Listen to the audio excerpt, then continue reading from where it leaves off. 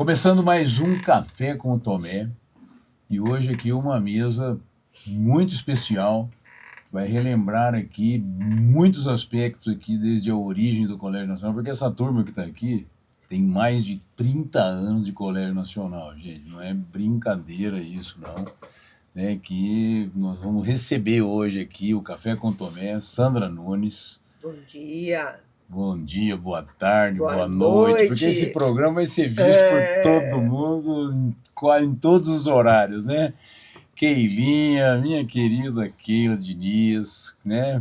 Olá, pessoal. E quanto tempo, né? E Mauro Sérgio Toledo Almeida. Há 34 anos. Há 34 anos. Desde Né? E assim, eu vou começar a brincadeira aqui puxando exatamente isso, pra vocês lembrarem aqui, porque eu, evidentemente, me lembro da chegada de todos vocês aqui dentro da instituição. Mas eu queria que viesse por vocês isso aí. Como é que foi? Sandra, você primeira vez pisou no Colégio Nacional, quem era esse Colégio Nacional? O que foi na sua vida isso? Por que você chegou aqui? Tomé, eu cheguei porque você acordou a gente de madrugada. A gente estava dormindo bem pra caramba. E, homem, você foi na casa da professora Janice Torquetti, que era professora de português, uma pessoa muito especial, que faleceu, fez 1 ano agora, no fim de abril, né? Até homenageamos aqui, né? Porque foi professora fundadora, eu considero. Né? Ela foi a pessoa que criou todo o processo do ensino médio, processo documental do ensino médio, né? Perfeitamente. Aqui na escola.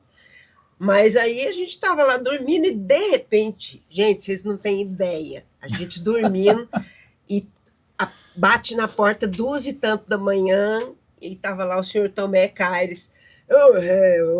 Janice, porque desculpa, meu nome é Tomé. Ele nem conhecia? Não! A Janice, ela tinha sido indicação, porque assim, nós ficamos na mão. Cara de pau desde novo, né? Isso aí era uma sexta-feira, véspera de um vestibular que começaria no domingo, certo? Então, nós perdemos uma professora, porque ia fazer a cobertura de rádio. O trem era chique, né? Era rádio, era muito bom. Rádio era o principal veículo. Né? Então, assim, e nós precisávamos de alguém que tivesse, realmente, a gente tivesse segurança que fosse fazer não só a correção da prova, mas pudesse se manifestar, comentar, né, na rádio, né? Então, assim, a Janice foi um nome realmente que aí nós tivemos que socorrer de madrugada, né, Sandra? Porque tinha a cobertura, né, no vestibular no outro dia. Então, na verdade, eu cheguei aqui e vim ser monitora da Janice, né? Isso. Eu nem na faculdade estava ainda. E comecei a dar aula no supletivo. Eu cheguei aqui em 1988. 88. Exatamente, porque foi a primeira cobertura de vestibular, 88. Em 88. E aí tinha todo o processo que era muito gostoso, que a gente ia para a porta da UFO, e era um movimento muito legal e muito diferente do movimento de hoje, porque a gente era muito cênico, então a gente sempre tinha uma estrutura teatral para fazer lá, era uma história muito boa. E tem a foto, inclusive, da Janice nessa primeira equipe de professores, lá na primeira cobertura, lá pertinho do carro, o carro Fusca, né? Da Globo Cultura, né? Era a grande transmissão, era o grande veículo, né? É assim, incrível, né? Como que isso é legal da gente lembrar, como que era importante. E aquele veículo que tinha o rádio amador, né? Que era quem transmitia, né? Tudo aqui a gente fazia ali, era muito bacana. E você, Keilinha, hein? Eu cheguei aqui na escola em novembro de 91, né, para uma profissão que hoje já está em extinção, que era ser datilógrafa. Datilógrafa. Você sabe que eu fiz também curso de datilografia, né? Isso. Eu fiz. Acho que todos fizemos, né? Todos. No Senac. Era o Senac. Eu fiz pelo Senac, na verdade, no Senac eu fiz curso de auxiliar administrativo, E aí a escola precisou de uma profissional, entrou em contato com eles, né? E eu vim fazer esse teste. Quem na época aplicou o teste comigo foi a Ana Patrícia e a Bia, né? Que eram as nossas secretárias, né? Eram as secretárias. Que ele é recordista de toques do Senac. Eu acho que nunca Eu teve era, alguém, na- nunca teve alguém. Até a minha época eu fui a Quantos toques por minuto? 374. Olha só. Não, isso aí foi uma coisa que Ela até hoje é Não, crânio. Isso. impressionou. É assim, porque era uma época que a gente dependia muito da nossa produção de materiais aqui, né? E que precisava, na verdade, datilografar o material para poder rodar, né? E precisavam de quê? Era muita coisa. Então precisava de velocidade nisso. Assim, a hora que a gente viu, a hora que me falaram daquilo, da velocidade que ela falou, não, nossa senhora, essa menina aí tem que vir para dentro, né?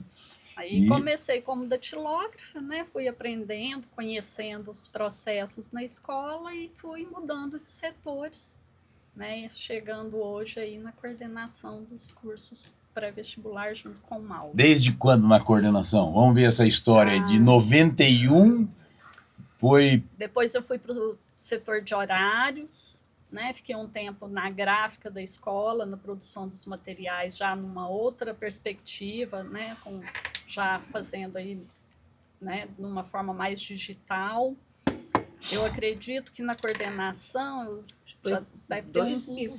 2000. Não, foi antes, que eu trabalhei com a Lenice antes. Aí Foi às fim da vezes- década de 90. 90 2000. 2000, mais ou menos. 99, Isso, 2000, alguma coisa aí mesmo, né? Isso. Você fez pedagogia, né? Isso, aí nesse processo, né, porque eu entrei aqui na escola, eu estava concluindo o ensino médio, né, fiz alguns cursos depois disso, um deles o curso de pedagogia, né, e estou aqui até hoje. E assim, acho que isso é muito legal, assim, né? É uma pessoa que entrou num setor, vamos falar assim, subalterno da instituição, mas é o que a gente traz desde assim, o Colégio Nacional, ele sempre pensou, mesmo sem nenhuma elaboração, que todo mundo que estava aqui era educador, desde o seu princípio. Todos eram educadores, cada um fazendo coisas diferentes, mas que eram importantes para que tudo aquilo pudesse realmente chegar com um resultado positivo, e na época esse resultado positivo era pré-vestibular. Isso. Né? Era o pré-vestibular, era o ensino médio nascente, essa 91 era a nossa segunda turma de ensino médio, que a primeira foi em 90, né? Então era incipiente o ensino médio, e pegou, inclusive, essa transição do pré-vestibular para o shopping, dando lugar aqui para o crescimento do ensino médio, que nós convivemos com isso, que foi em 92, né? Então pegou aí todo um momento importante das transições do Nacional. E o Mauro Sérgio também chegou 91. 91 também. Mais no começo do ano. Ô Mauro, você veio ser aqui, eu me lembro, né, Mauro Sérgio, assim, o cara da nossa informática. Como é que é? Como é que era o cargo? CPD. A escola tinha a ousadia de colocar na porta da sala de uma salinha de 1 metro por 1 metro. Ela tinha a pachorra de colocar lá assim, Centro de Processamento de Dados. Era um Itautec. Era um Itautec S30, não era nem o S30 Plus ainda, que a Itautec já tinha lançado um modelo novo, que é o Itautec S30 Plus, é o S30, né?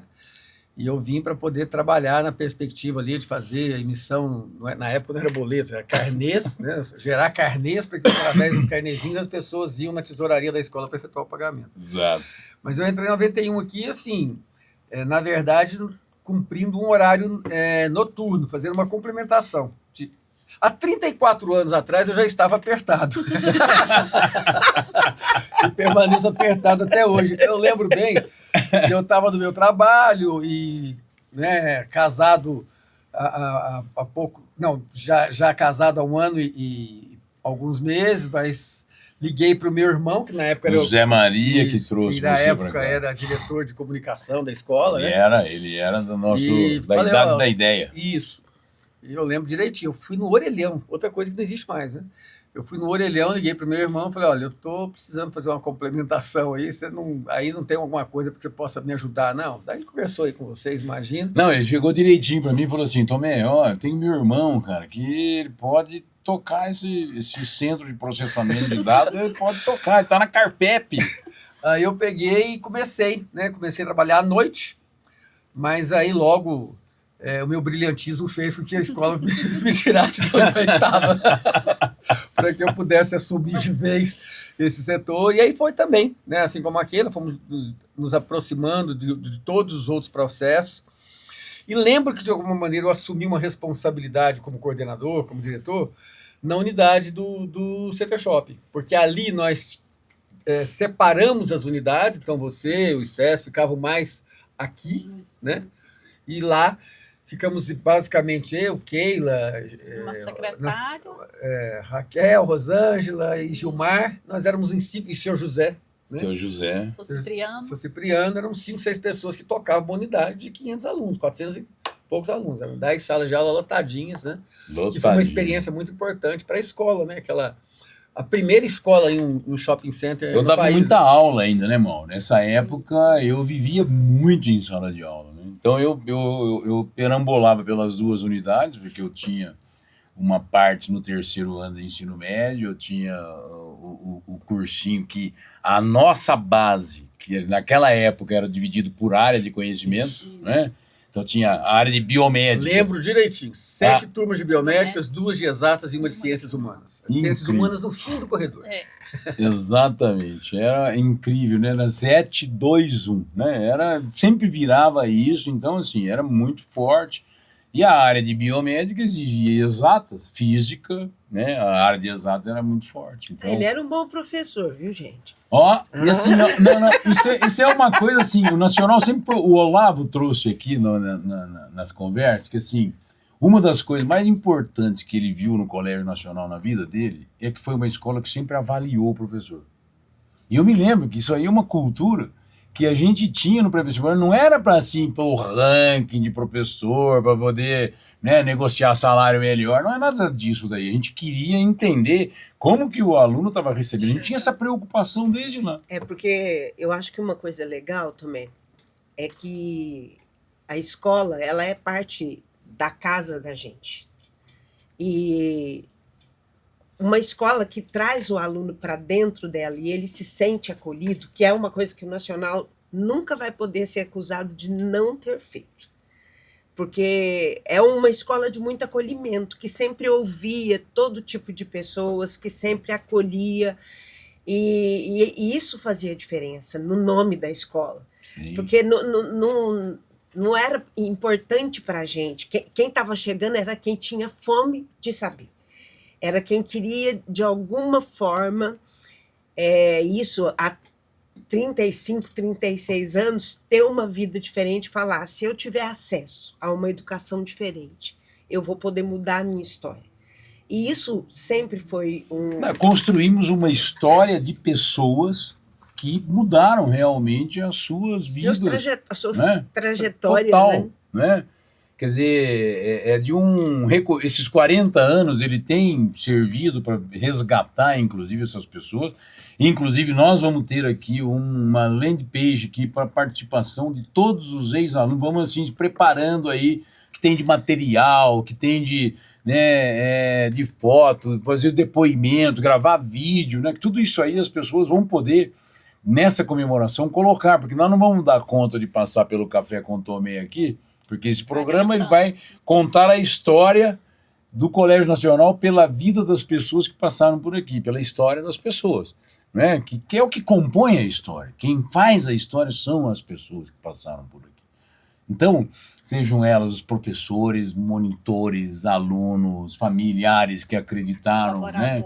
Os colaboradores, os mais diversos, assim, e uma escola que sempre teve esse movimento assim de as pessoas elas irem mudando o que fazem aqui dentro, né? Desde mim até todos, né, que estão dentro da estrutura. Sempre olhar para dentro na hora de você colocar a pessoa num outro degrau, né? Uma experiência parecida com a minha foi a do meu irmão, né? O Jânio.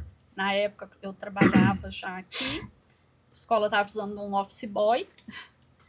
Ele, né, fez a entrevista com ele entrou e hoje ele tem aí, né, está nessa área de gestão. Cresceu aqui dentro, né, foi para a área financeira, né, ficou um tempo na escola e depois buscou outras alternativas aí nessa área de gestão financeira. Né? Toda boa prosa é acompanhada de um bom café.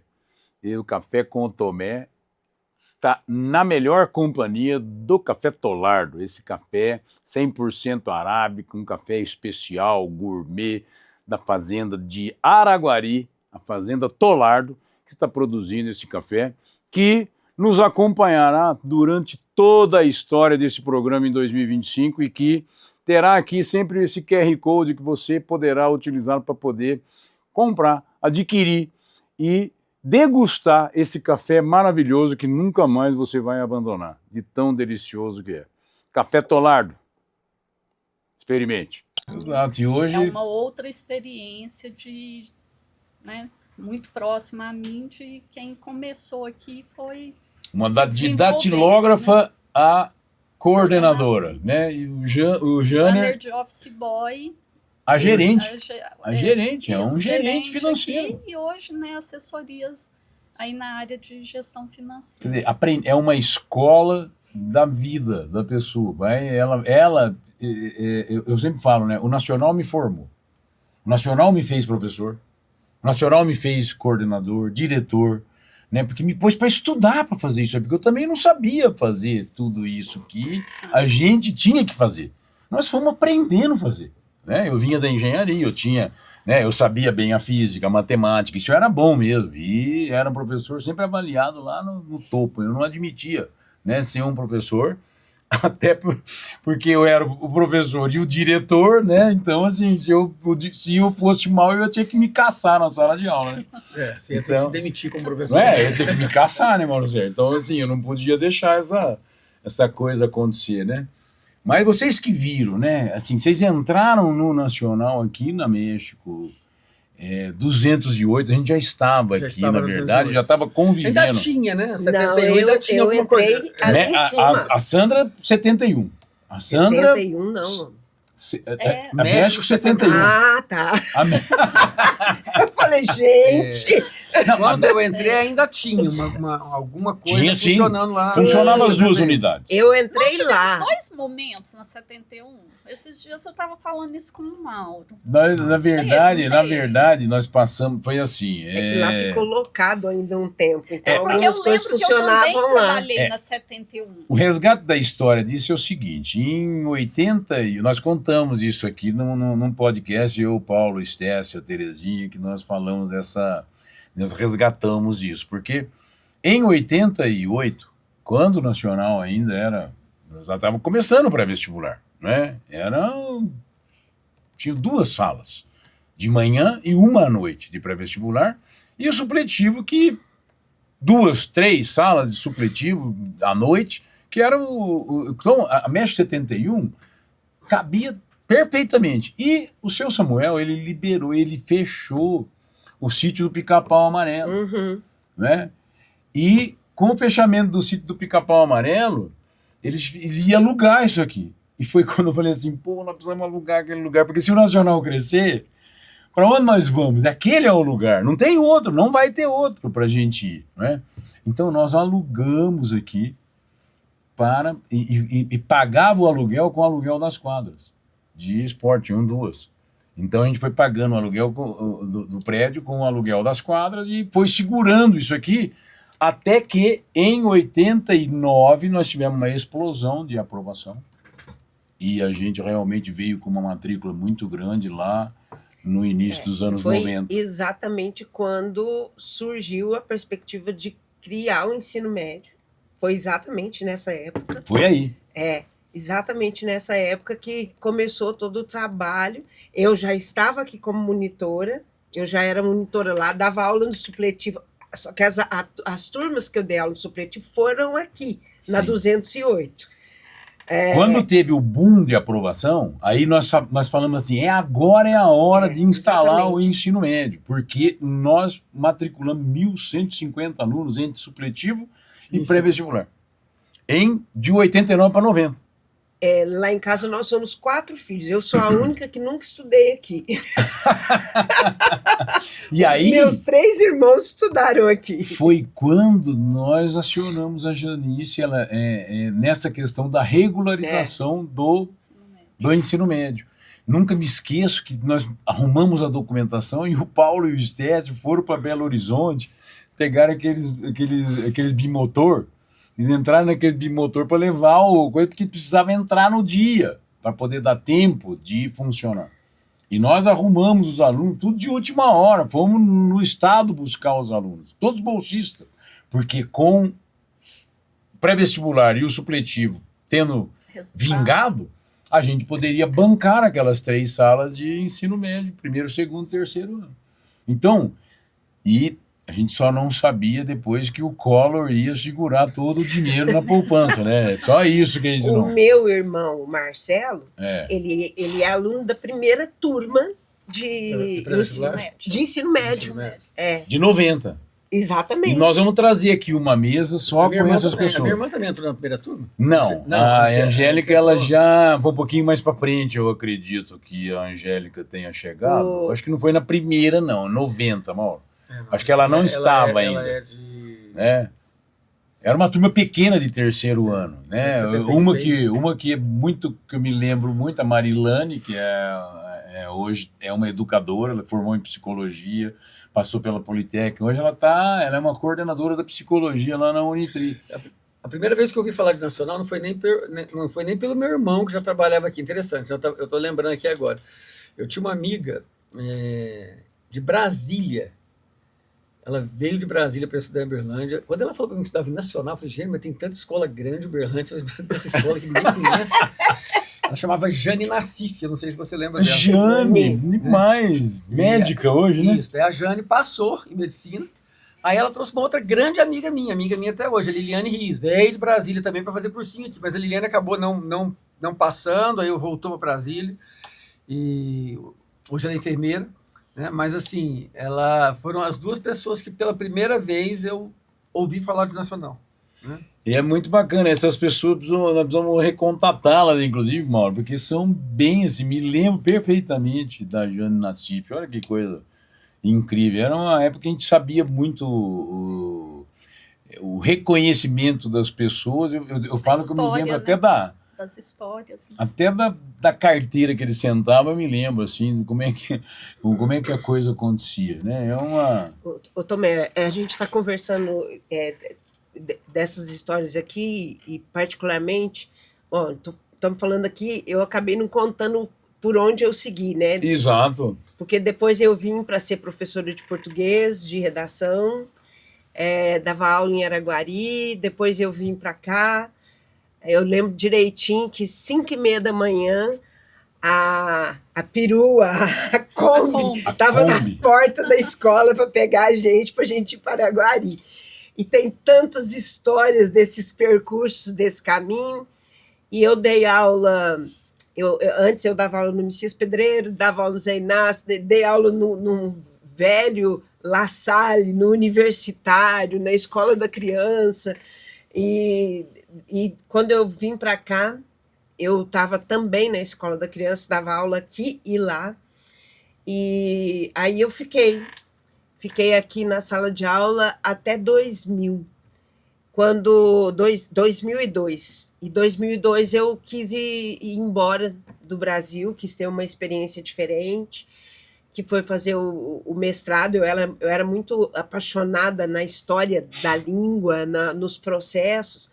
Aliás, esses dias eu estou revendo uma série velha aí, que é A Casa das 7 Mulheres, que fala muito, que foi uma coisa que na época também me fez pensar muito por que tem esse processo. E eu fui embora para Portugal, fiquei lá 2 anos, voltei, e o meu projeto de mestrado foi um intercâmbio muito legal com os alunos brasileiros e portugueses, chama Projeto Descobrimento, que é uma coisa que hoje a gente vê muito estudando os processos de decolonização, né, de decolonialidade, que é tão importante e que a gente precisa de resgatar isso. Resgatar. Resgatar um monte de coisa, um monte de história. Inclusive, recentemente, conversa com o João Paulo Mineiro. João Paulo, um grande abraço aí a toda essa Mas equipe. você tem que contar para eles que ele é seu compadre. Né? É meu, se tornou meu compadre, né? Se tornou meu compadre, batizou minha filha, Giovana, que... Mas fui eu que apresentei, viu, gente? É doido, né, com ela. Mas, assim, em conversa com ele, é hora da gente realmente retomar esse lindo projeto aí, de conversar em novo estilo, obviamente, né? Foi um projeto muito romântico, muito brasileiro, né? Foi um projeto que, assim, realmente é inusitado, né? Para vamos falar um pouquinho mais aí de todos esse jeito, a metodologia do Nacional de sempre trabalhar, de apostar na construção de projetos, né? Essa é uma riqueza. Essa é uma pedagogia, ela é uma pedagogia que muita gente apostou nela porque sabia que ela tinha como intenção não só a construção das habilidades, mas que o estudante protagonizasse. Principalmente que ele fosse um protagonista sempre, que ele entendesse que ele estava ali no primeiro lugar.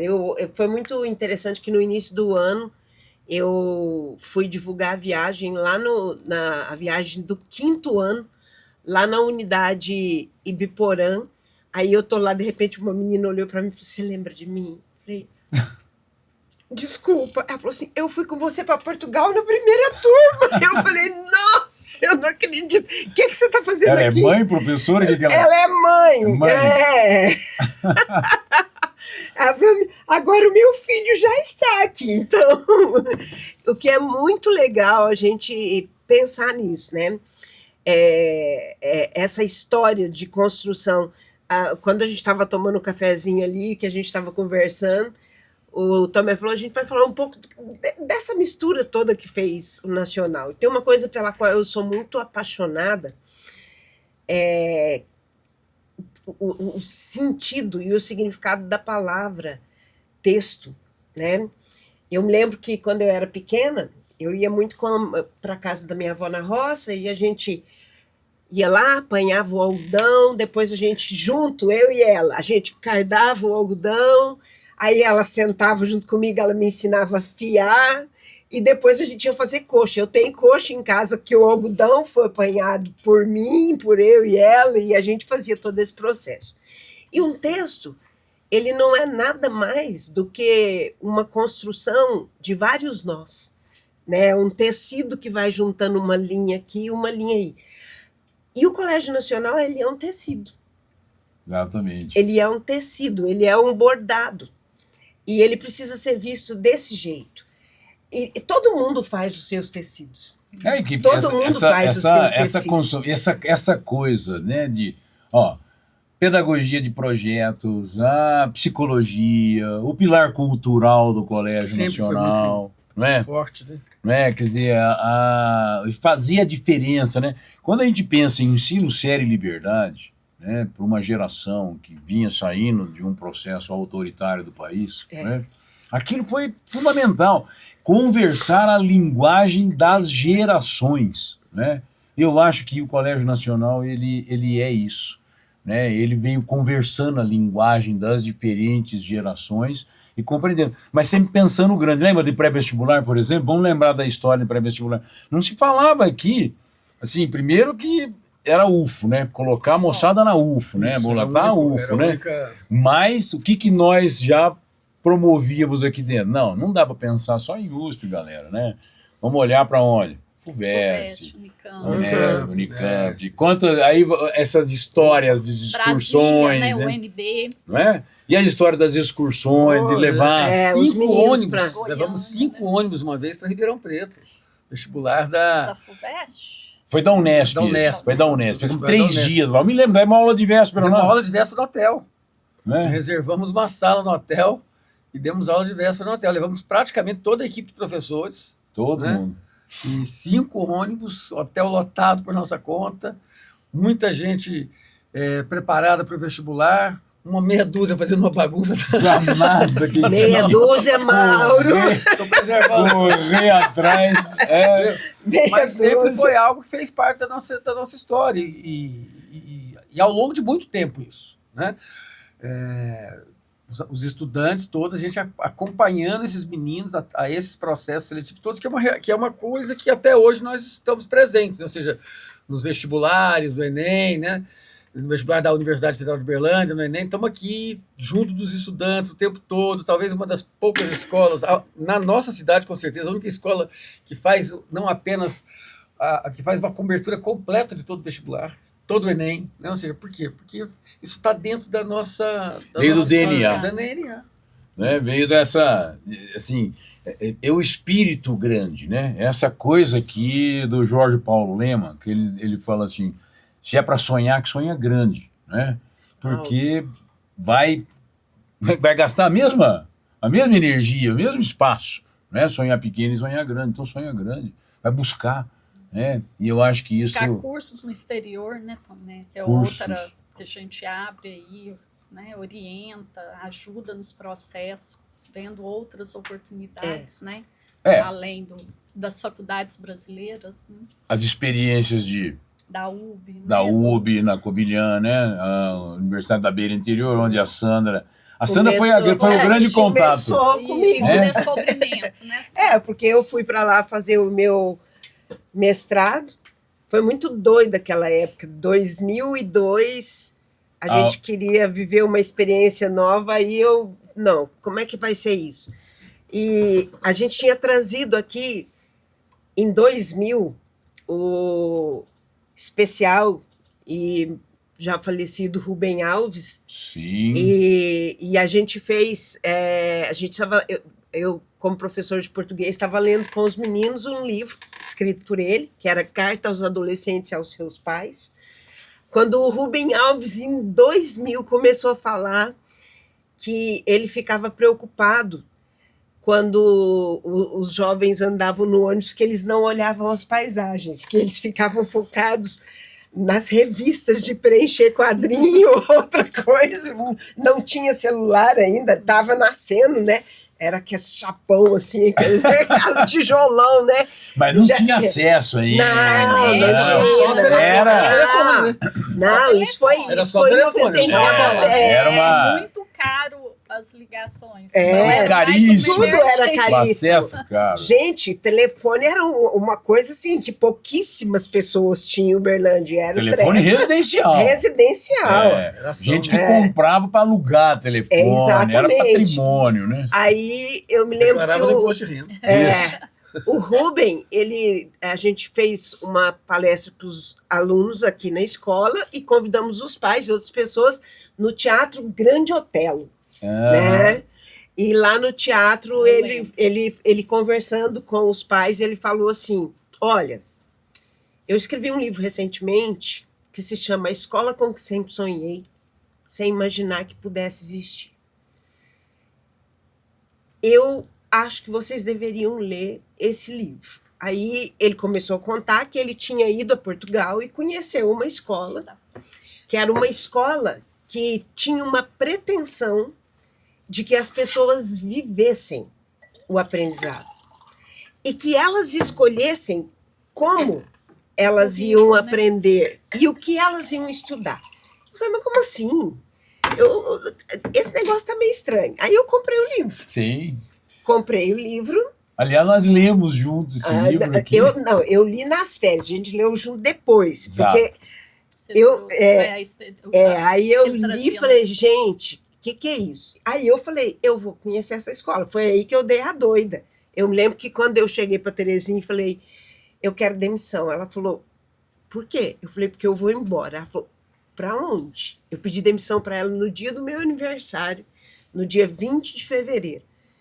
Ela falou assim, onde você vai, Sandra? Eu falei, eu vou embora para Portugal. Ela falou, o que você vai fazer? Eu falei, eu vou estudar, não sei como nem onde, mas eu vou. E aí eu comecei a procurar, porque assim, naquela época a gente já tinha e-mail, mas eram pouquíssimas as pessoas que tinham e-mail, pouquíssimas.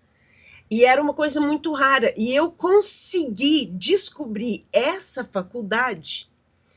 Por quê?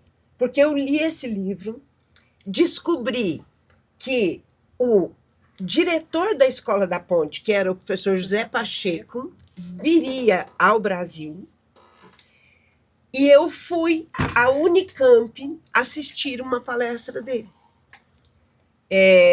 Meu pai estava muito doente, eu fui levar o meu pai a São Paulo no médico, passamos em Campinas, fomos de ônibus, passamos um dia lá e depois fomos para lá. E eu lembro que eu fui conversar com esse Zé Pacheco e falei assim, olha, eu li um livro escrito pelo Rubem Alves que fala da sua escola. Eu quero muito conhecer Aí, a ó, sua escola. e depois disso aí, né? Fizemos o simpósio nacional, eu falei, né? O Eu tô simpósio falando. internacional do Então, ó, Cerrado. Zé Pacheco, Zé Pacheco, O Rubem Alves, se encontraram aqui, Madalena né? Freire, Madalena Freire, oh, Cortella, não, um montão né? de gente boa. Lito, professor Lito. Professor Lito, que faleceu esse ano. Nós precisamos fazer uma homenagem ao professor Lito. O professor Outra Lito pessoa que eu vejo quase todos os dias na TV e lembro muito das ações dele aqui na escola, Demetrio Magnoli. Demetrio Magnoli, né? Que tá lá hoje, Globo News e tudo. Quantas e quantas momentos de aqui mensagem, no que faleceu agora. Gilberto de Menstein. Menstein faleceu? Eu né? não sabia. Não, você sabia, você não está faleceu. lembrado, porque a gente até conversou sobre isso. Ele já tem um tempinho. Ele faleceu no primeiro ano de pandemia. Foi. Ah, tá foi. certo, tá Ficou muito É, doente. foi em né? 2000 Tá certo. que ele faleceu. 2020. 2020. Mas foi desculpa. outro gigante aqui também. Acompanhou um ano inteiro nosso Ciência e Cidadania. Não, acompanhou mais. 2 anos, ele né? ele começou com a gente no Ciência e Cidadania, eu acho que em 2009. 2009. Ele deve ter ficado uns 2 Ele Eu acho ficou que quase que foram 2 anos. 2 anos. É. Foram 2 anos, sim, teve trabalho de campo e tudo, não, temos acompanhar. um Então, monte assim, de coisa muito O linda. Nacional sempre teve essa preocupação, porque hoje, quando a gente tem esse arsenal de formações interno, permanente, não é? Ô, Tomé, É uma é muito escola que engraçado, porque a gente, por exemplo, nós vamos ter essa semana a viagem do 6º ano, que é uma viagem com os nossos alunos, temos aí 80 crianças só esse ano, inscritas do 6º ano, e a gente vai aqui para Cachoeira Dourada. E a cidade de Cachoeira Dourada que a gente fica é a Cachoeira Dourada Mineira, que fica em frente à Cachoeira Dourada de Goiás. E uma das atividades que a gente faz lá, que eu acho que essa é uma questão do Nacional, é Minas aqui, Goiás ali. Fronteira. Espaço de encontro ou de separação. Que é uma coisa que eu acho que é uma discussão que a escola sempre trouxe, que a gente não precisa de ver o território como um espaço de disputa. As fronteiras podem ser lugares de encontro. Que talvez seja uma das minhas grandes paixões. E é exatamente por isso que a gente trabalha aqui na escola, já vamos, com maioridade já esse ano, né, a simulação de relações internacionais, que é a Simuna, que trabalha mais do que tudo esses espaços de fronteira.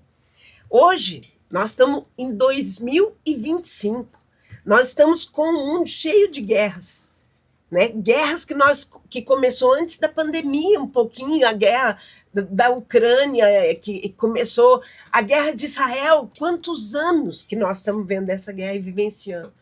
Então, assim, conflitos... Não, me lembro que nós fizemos um debate na abertura da guerra. Não, Né? e coisas assim. E o Colégio Nacional, ele sempre usou a perspectiva de fronteira como um espaço para encontro. E isso é maravilhoso. Exatamente, porque isso é o que foi, na verdade, moldando o Colégio Nacional com toda essa... Nós nos inundamos com pilar cultural, pilar socioemocional, né, o pilar do valor da ciência, porque o que eram os simpósios, os encontros, né, as leituras de livros coletivos, como Teia da Vida, fazer toda essa releitura de momentos. Olha, né? nós Foi uma tivemos... escola que ela veio, né? Ela veio do micro para o desenvolvimento macro, para chegar nessa escola que hoje, com a chegada da BNCC, olha que coisa bacana, nós temos um pré-vestibular que veio lá da preparação incipiente, daquilo que foi a grande vitória, quando aprovamos o primeiro aluno de medicina, né? Porque não chegava, né? O candidato de medicina, que era o curso mais concorrido, ele, um cursinho pequenininho, em 88 veio Edmar Pomba, né? Que foi aprovado o primeiro aluno, que abriu a porteira. Então, esse nacional que hoje manda a gente para o Brasil inteiro, né, que atravessou o mundo.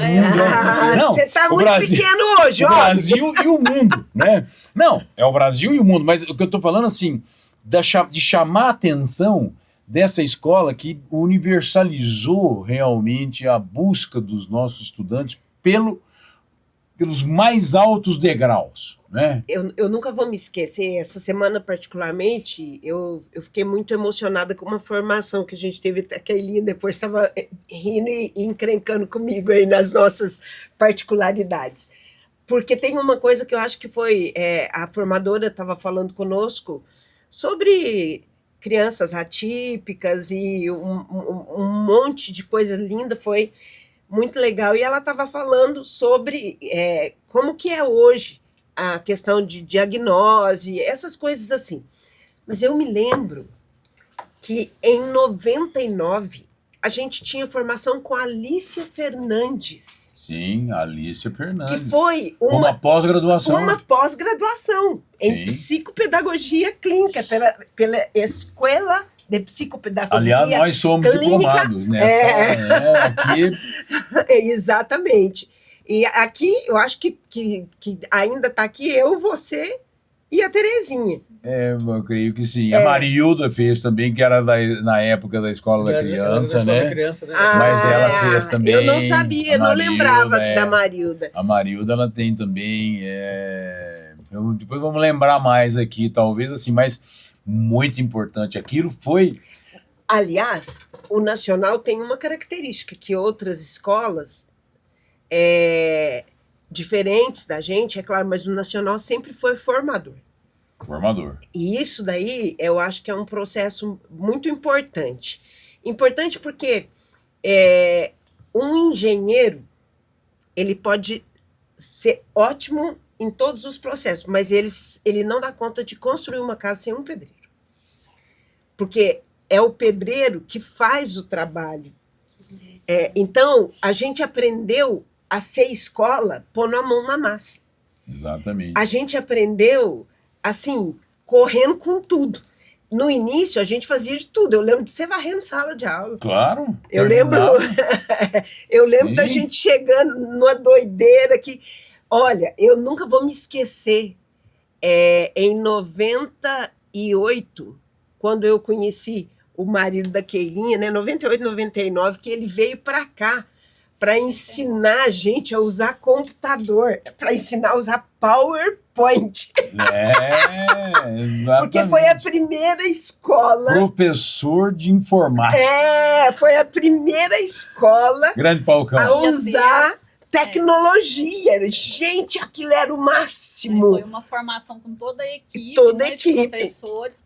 O que estava acontecendo nessa época? Só para PowerPoint, que era o máximo da tecnologia para a sala de aula na época. Era gente, eu lembro da gente começou... Foi a mudança para o pré-vestibular. Exatamente. Foi a inauguração dos anos 2000. Isso, exatamente. Do pré-vestibular em sede própria, saindo do cursinho de apenas 40 alunos por sala para o cursinho de 120 alunos por sala. E ali nós identificamos que era necessário uma mudança. Aí uma mudança de tecnologia, de aumentar a velocidade, né? A estrutura, né? A organização da estrutura. E aqui, ó, vocês dois aí não tiveram essa experiência, mas eu e o Tomé tivemos. Porque a gente era professor de mimeógrafo. A nossa tecnologia... eu já entrei na escola, a gente já não usava. Pois já estava xerox. Uma xerox, uma máquina enorme. Pois eu era escola de mimeógrafo, tinha que fazer o negócio e tinha que ficar lá rodando as folhinhas. Aquele cheirinho de álcool, que a gente tomava a cervejinha sem pensar. Era muito doido, né? Mas essa virada, né, assim, e por lembrar disso, né, nós tivemos uma empresa de tecnologia muito robusta. Nós estávamos no início da Exatamente. internet. Nos tornamos provedor de internet. Nós somos o quarto ou quinto provedor corporativo de internet de Uberlândia, né? Tinha a Universidade Federal de Uberlândia, Grupo Martins, Grupo CTBC, eu acho que o Arcom e o Nacional. 5. O Nacional foi o quinto. Né, grupo que montou um provedor de internet porque era a Ananet que provia para todo mundo. E eu e o Stetson falamos assim, não, nós precisamos, acho que esse negócio aqui nós temos que entrar, né? Não sabia nem por que muito, mas tinha que entrar. Né? E nós fizemos um mergulho tecnológico da Escola do Futuro, né, da USP com o professor Lito, o Stetson teve na costa leste, eu tive na costa leste, o Stetson na costa oeste dos Estados Unidos para poder compreender, então, essa visita ao Vale do Silício, conhecer Google, informação na época, e ver que ninguém... Era Google mesmo? Ninguém estava utilizando, nos Estados Unidos, ninguém estava sabendo o que fazer direito com essa tecnologia em sala de aula. E nós voltamos de lá e montamos aqui a primeira intranet no Brasil de uma escola. Né, que os professores entravam, lembra, Mauro, na sala de aula sem nada na mão, não é? Sem nada. Sabe o que eu nunca vou me esquecer? Nunca. Mudando de sala, em 2001, de repente um menino chegou para mim e falou, tia, liga o computador na internet. Eu falei, por quê? Porque tá acabando o mundo. Eu falei, o que você está falando? A gente conseguiu aqui entrar para saber que um avião bateu nas torres, lá em Nova York, e é o início de uma guerra. E o cara, que é isso? Dentro da escola, na hora, porque foi 9 e pouco da manhã nos Estados Unidos, isso aqui era 11 horas da manhã, e a gente mudando de sala, ele falava assim, liga, porque a gente vai poder ver agora o que está acontecendo.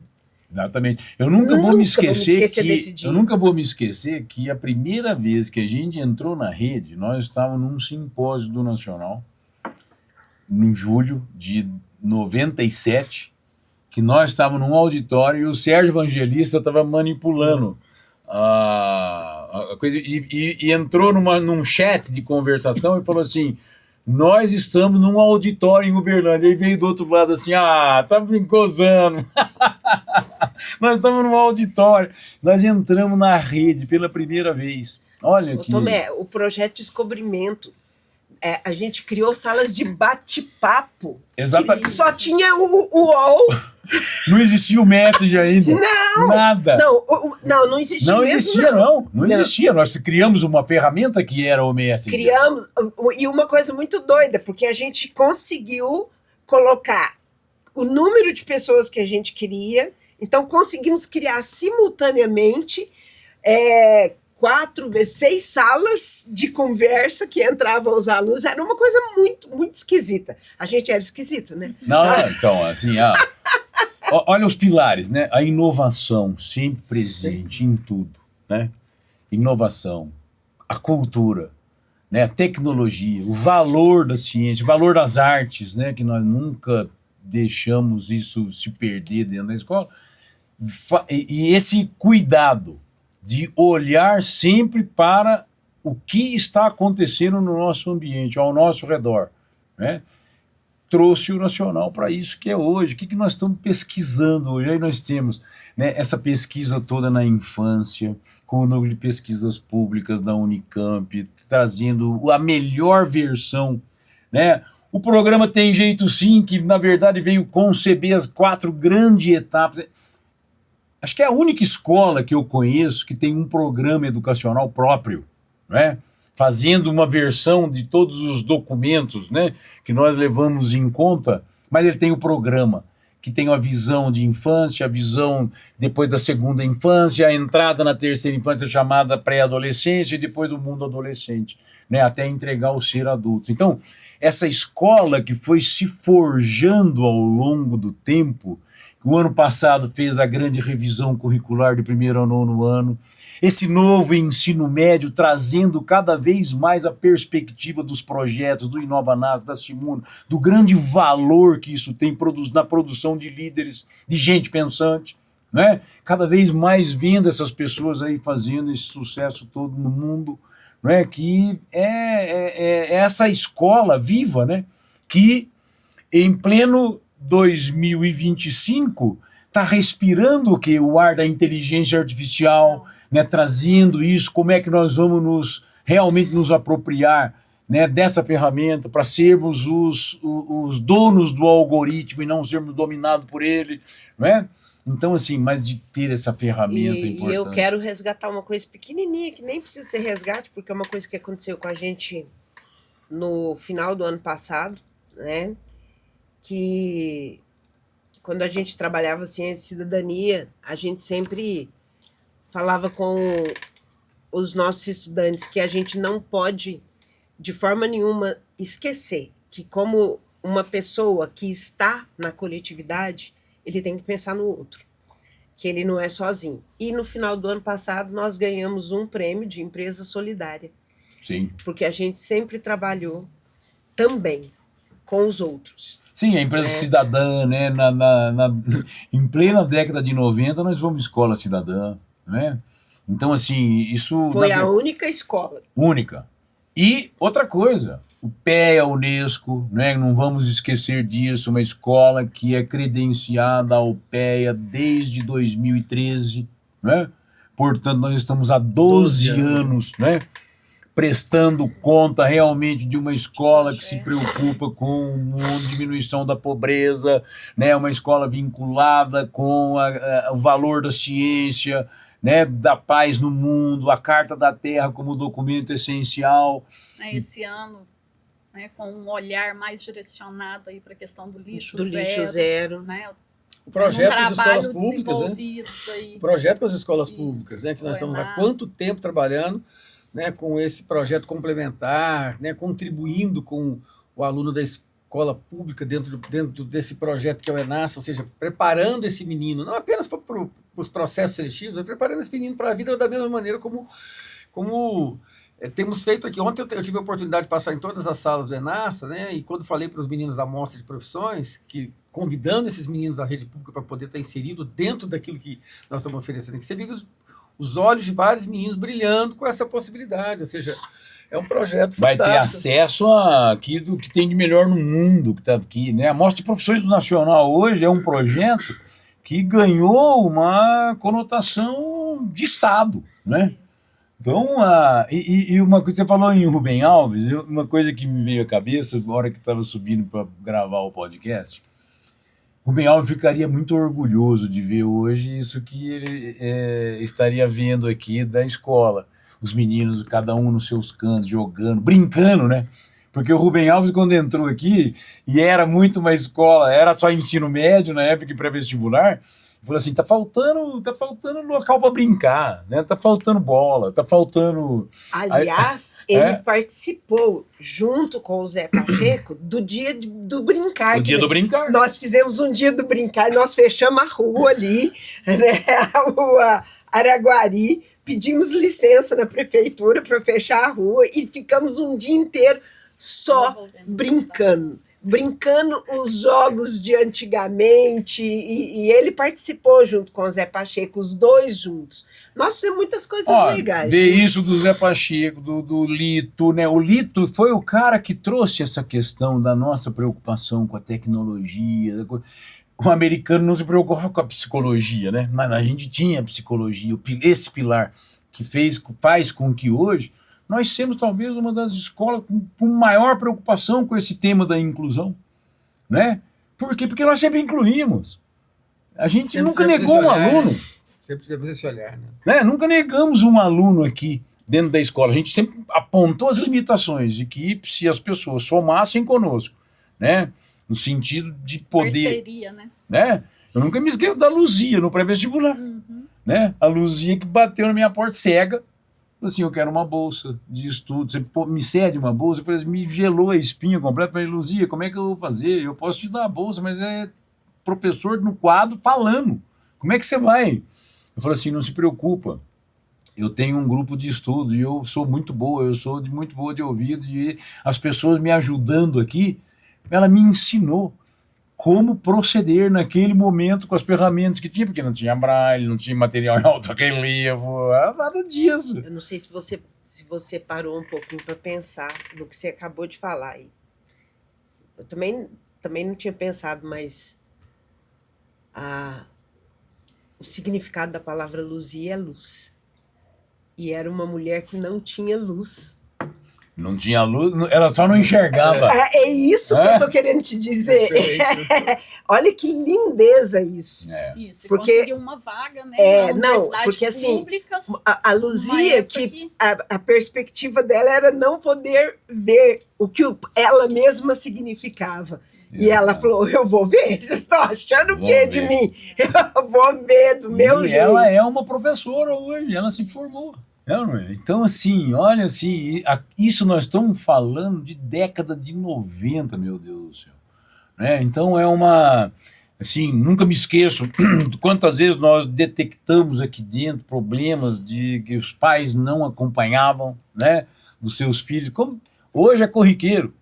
Hoje nosso olhar está muito já treinado, hoje nós temos as formações e com todos os avanços, né, da psicologia, da pedagogia, da neurociência, né, todas as ciências agregadas aí da própria tecnologia. Então, nós temos muitas ferramentas hoje, né, mas a gente já foi muito, ferramentas muito rudimentares, mas o que tinha? A vontade. Né? Aí é que entra realmente a coisa do DNA, que é o amor à educação, que eu acho que isso foi o que fez essa escola aqui ser construída. Eu acho que é o que faz ainda também. Sim. Né? Eu acho que, assim, óbvio, a gente caminhou muito aí, né, nas formações, nas capacitações, né, de trazer pessoas para estar dando a capacitação necessária em cada uma das áreas, né, mas a escola, ela é muito viva, né? Falo que eu tô aqui, né, 34 anos, faz esse ano, e eu me sinto parte disso aqui, eu me sinto dona disso aqui, né? Dona no sentido que você vai se apropriando, e as pessoas que trabalham comigo, né, e aí eu tô falando da minha equipe de forma geral, os meninos da infraestrutura, secretaria, suporte, inspetoria, né? São pessoas que vivem isso aqui, tá? Faz parte, ela se sente incluída, ela se sente parte, e isso faz uma diferença muito grande, né? Muito grande no que a gente entrega, porque é uma equipe que é tudo que você precisa, né? Você chama ali, eles estão dispostos, né? Se desdobram para entregar o que eles também acreditam, porque eles se sentem parte disso aqui. Perfeito. Então, eu acho que isso ainda é muito, muito vivo na escola. Né? É o que realmente faz, né? Assim, porque a pessoa, a formação é uma coisa que a gente entrega para a pessoa, que contribui com a instituição, mas é dela, né? Isso é dela. Isso ela vai levar para o resto da vida, né? Então essa é a grande ideia, né? A ideia de Alicia Fernandes de que nós somos ensinantes e aprendentes ao mesmo tempo e tudo ao mesmo tempo agora, sempre. Não, né? e lindo quando ela trouxe, né, a questão da perspectiva da mulher escondida atrás da professora, quando a educação ela estava muito fechada ainda nisso, e muitas coisas fantásticas. Eu sei que, assim, ó, nós estamos tudo velho, né? Não, nós estamos bem andados, né? Com muita história boa para contar. Eu acho que tem outras belas colchas aí, vários tecidos. Tanta história boa para contar, né? Olha o que passou nessa mesa hoje aqui. A gente gastaria aqui uma semana, a gente não tem, né? Tem. Mas o pré-vestibular aí em perspectiva, o ensino médio, né, do ensino fundamental, anos finais, que cada vez ganha contornos, atendendo e cada vez compreendendo mais essa faixa etária que foi abandonada, né, que durante muito tempo, né, não se tinha nenhum projeto para pré-adolescência. Isso é é uma bibliografia que nós vamos deixar aqui no Colégio Nacional da pré-adolescência, da concepção de adolescência, desse tempo, né? Porque nós participamos aqui, mas o Oteral é outro, né? Que nós trouxemos aqui, quando estava começando a ser concebida a adolescência na década de 90. Adolescer. Adolescer. O verbo adolescer. Né? Que assim... O livro adolescer. Não era uma coisa que todo mundo compreendia, tinha a criança e o adulto. E essa faixa intermediária que nós tanto trabalhamos aqui, temos que estudar como hoje a infância, a pré-adolescência e cada uma dessas fases importantes que nós fomos acompanhando ao longo do tempo, cada uma com as suas necessidades. Porque são fases culturais, elas não são biológicas. A escola... Exatamente por serem culturais, elas precisam ser olhadas pela escola com um olhar cauteloso. E eu quero agradecer muito a todos vocês aqui por esse momento dessas lembranças, né, da construção dessa escola de direitos, né? Direito de cada uma das faixas etárias se desenvolverem com respeito, né? Respeitar o desenvolvimento de cada faixa etária. Então tem um tempo, tudo tem um tempo. Tem o tempo de ser criança, tem o tempo de cumprir, muito bem cumprido isso, a pré-adolescência, o adolescente. Quanto mais se cumprir bem cada uma dessas etapas, nós vamos ter um adulto melhor, né? Que é isso que a gente quer entregar. E que eu sou muito grato aí a todos vocês aí por todos os tijolinhos aí que deixaram nessa grande construção que é o Colégio Nacional de 40 anos. Valeu, muito obrigado. Eu acho que eu não vou estar aqui na de 80. Mas nas 50 Espero eu eu que não. Nem Aí, eu, Mauro. viu, Mauro? Completar mais 10. Mais 10 nós estamos aí. Nós vamos, ainda tem muito aí para a gente deixar, é num momento em perspectiva, num momento em que a educação, ela vai de verdade passar por mudanças, já vem passando, né? E vai aprofundar, porque é esse mundo VUCA que nós temos que dar conta dele, né? E que, para isso daí, a gente tem que ter gente bem preparada em todos esses olhares, né? Cognitivo, emocional, político, social, né? De compreensão do mundo, né? Que é esse o papel da escola e das famílias. Então, viva os 40 anos do Colégio Nacional, continue nos acompanhando. Café com Tomé, que vai contar essa história por meio da história das pessoas que passaram por aqui. Até o próximo.